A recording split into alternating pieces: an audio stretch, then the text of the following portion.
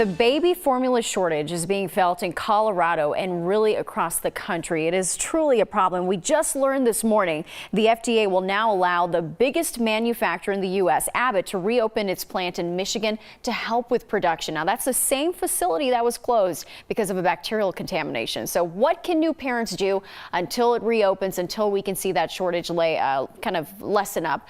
9 News health expert Dr. Payal Kohli joins me now. Good morning. Hi, good morning. What a difficult situation for parents to be in. Absolutely. So what do parents do if they need to feed their baby during the shortage? You know, Natasha, there's some do's and don'ts from the American Academy of Pediatrics and the CDC. So the biggest do is to try to find an alternative formula. If yours is the one on shortage, it's really easy to swap them out. What you also might want to do is to contact some local breast milk food banks and see if you can get breast milk that's been donated.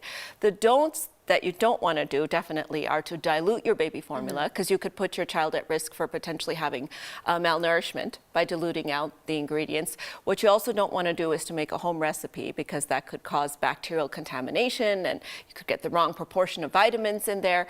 And you also don't want to use cow's milk if they're under a year old. Now, there's a small caveat to that. The American Academy of Pediatrics says that if you're really in a pinch and they're more than 6 months old, you can maybe go ahead and try to use some cow's milk in them. But solids is also another good thing you can sort of start if they're 6 months or older, those pureed baby foods that are available. Yeah. Is that really the only alternative, though? Well, the solids, breast milk from donated banks, or alternative formula. So I would say those are sort of your top 3 options. And to mothers out there that are breastfeeding, I really implore you to try to donate some of your breast milk, because there are plenty of mothers out there who can't breastfeed or don't have the resources, or if the child is adopted, they're not able to. So they're relying really on this for the next 8 to 10 weeks until that plant opens. And I'm sure a lot of Coloradans listening will step up and do that. I hope so.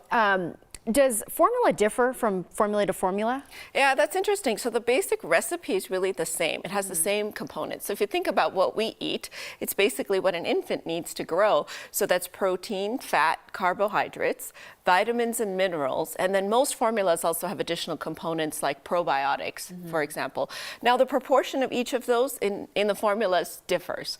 So if you do switch your baby, it might take them a few days, even up to a week, to really acclimate not just to the taste, but also to the composition of that new formula, for their GI tract to sort of accept that new formula. But for the most part, they're pretty much the same and interchangeable. They're all iron fortified. If you're thinking about getting formula from abroad, you really want to do a lot of research on that and make sure that it has the right components of things, because other countries have different regulatory requirements for formulas than we do here in the U.S. How long do you expect this shortage to last? You know, I'm hopeful with this new announcement that came yesterday that within 2 weeks, if the plant is up, and then they said it takes about 6 to 8 weeks to manufacture, that we're really sort of only looking at about 8 to 10 weeks for this formula shortage to last. But with the supply chain issues, and this plant was just one piece of the formula shortage, I'm concerned that it might go longer. So I really think that parents ought to start talking to their pediatrician about alternative plants. Yeah, and you brought up some really good ones too. People can start being proactive and looking out there and seeing if they can find breast milk donation centers too. Yeah, absolutely.